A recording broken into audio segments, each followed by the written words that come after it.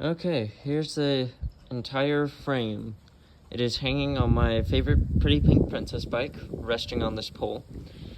So let's start off by saying that this is a freewheel hub.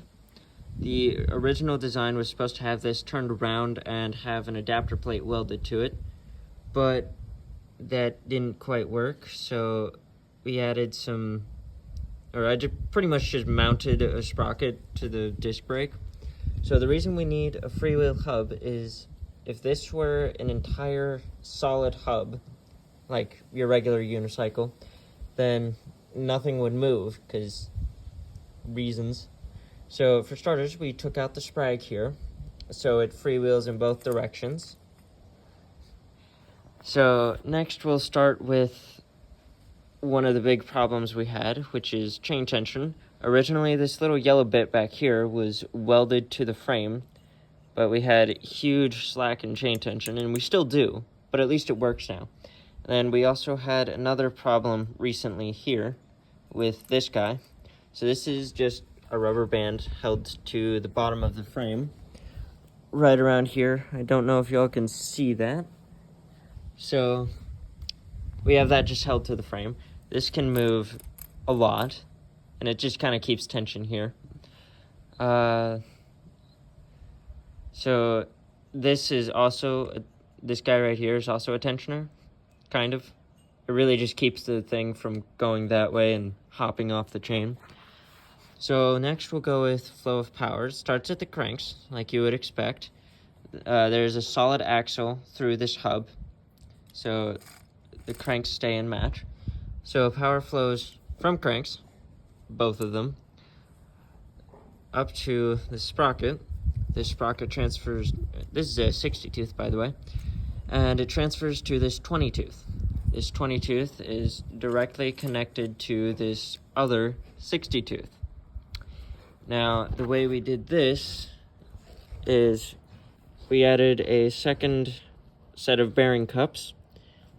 I'll have to show the thing later. It's actually perfectly tensioned right now, which was very hard to do, because not only do you have to get side to side, or up and down tension, but you also have to get side to side tension so that this guy right here isn't sideways and going off of that.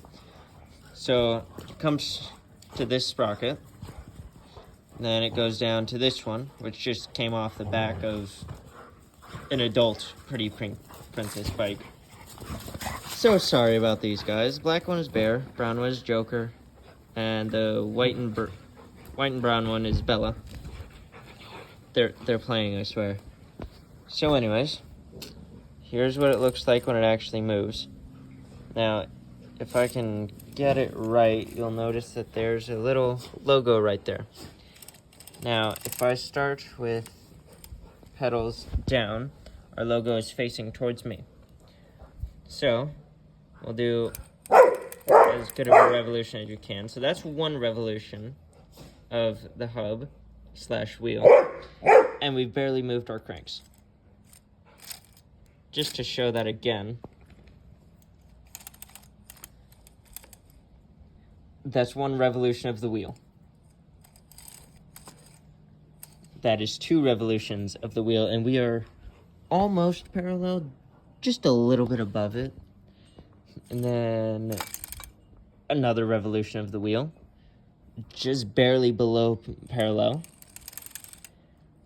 And then another, almost straight down on this side.